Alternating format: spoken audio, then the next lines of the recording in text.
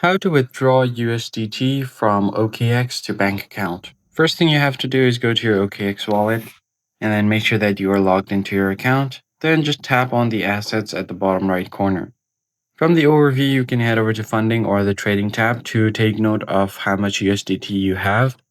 Then from there, all you have to do is go ahead and tap on the home button again, and then tap on the top left corner of your screen on the 9 dots.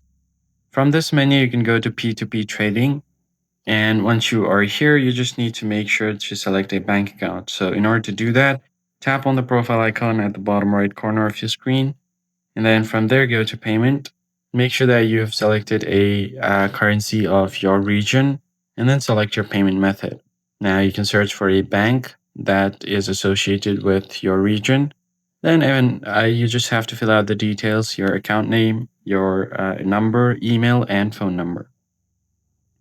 Then you can click on the drop down below here on the USDT to check if there are any other cryptos being selected. Just make sure you select USDT, and you are going to be trading this with the people that you see here with the star on. And all you have to do is just tap on the sell button here and enter the amount that you want to sell, and it's going to be transferred to your bank account.